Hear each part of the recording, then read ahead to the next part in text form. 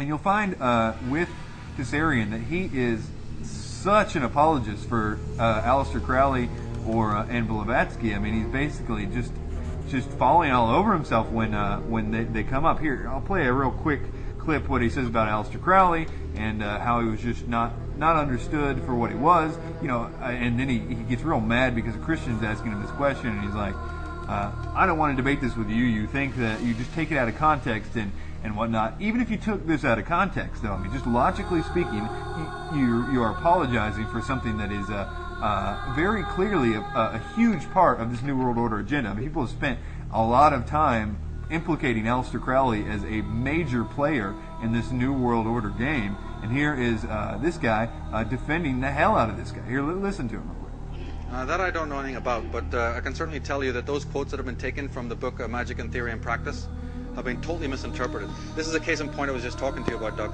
is that people take one little line from Magic and Theory and Practice about the child sacrifices and so on without even printing the whole passage. People need to go to that area of the book. In fact, they need to go to the book and read it about the incredible, beautiful, the spirituality of that man and of that book have yet to be brought out. They pick on one little diatribe. He was addressing in that book false magicians. The quote is actually directed not to the ordinary reader because he was a magician. He printed his books for his own magical society and for other people practicing the occult arts.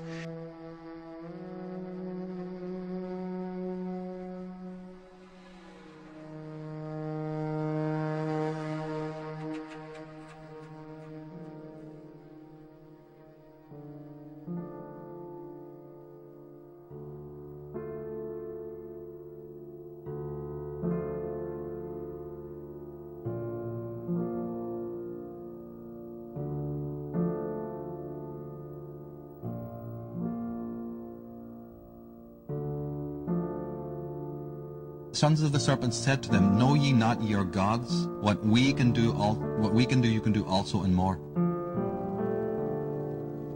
So the coming of the serpent into the garden has been completely put before us opposite than what it was, for good reason, and it doesn't make any sense.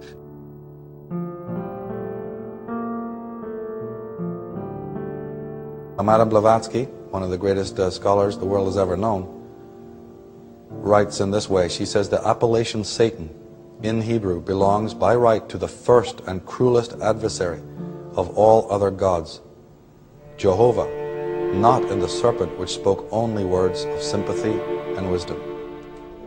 Now, even if we accept any variation of Lucifer symbolism, in this quote, it's clear that Caesarion agrees with Blavatsky, the greatest scholar the world has ever known, that what we call God should be called Satan, and the serpent is actually our good friend. In this case, he wants us to think that the serpent represents the Lemurians, not women.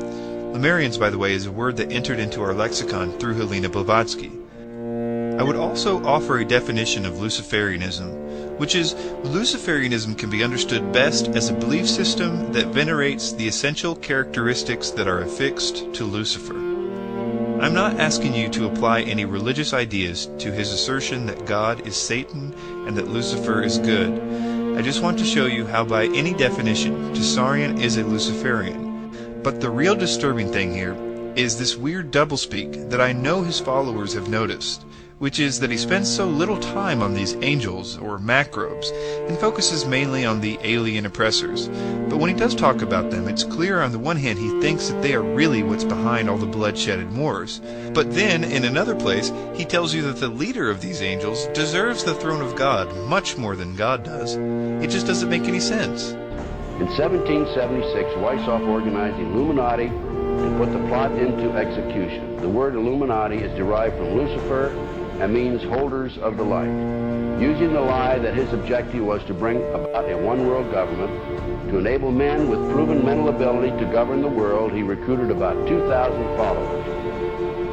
These included the most intelligent men in the field of arts and letters, education, the sciences, finance, and industry. He then established lodges of the Grand Orient to be their secret headquarters. Weishaupt's revised plan required his Illuminati to do the following things to help them accomplish their purpose. 1. Use monetary and sex bribery to obtain control of people already occupying positions in high places in the various levels of all governments and other fields of human endeavor.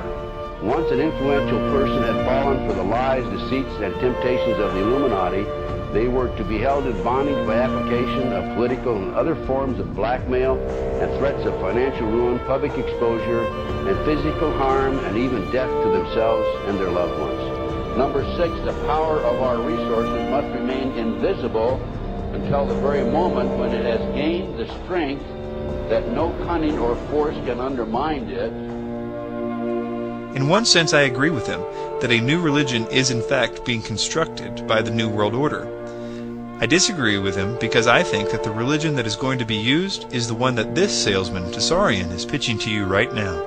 It's going to be one that is based on the idea that humanity was genetically engineered by an alien race, and that we are at a crucial juncture in this global society, one in which our new understanding of our origins will lead us to an illumination of global understanding and a willful elimination of national sovereignty, even by those that used to fight such notions. And in this new global utopia, there might be people who say things like, "Our Bible told us that this false peace was going to happen, and it said it would look just like this, and that it won't last but a few months before all hell breaks out." Those people need to be eliminated, because they aren't ready for this new global peace. They are too afraid of it. They are what's holding the world back from global peace. And after the genocide of those people, everyone will find out for the first time what the real agenda of the New World Order was. But at that point, for many, it will be much too late. There you have it, a perfect setup. You know, I hear a lot of criticisms of the Bible, and I like to try to answer them if people have questions, because I find most of them to be easily answered, and I kind of like doing it. And if you have any, you can send them to an email address that you can find on my website. But there's one passage that I've secretly had a lot of trouble with, that I couldn't understand how it could happen in this politically correct, technologically advanced world we live in.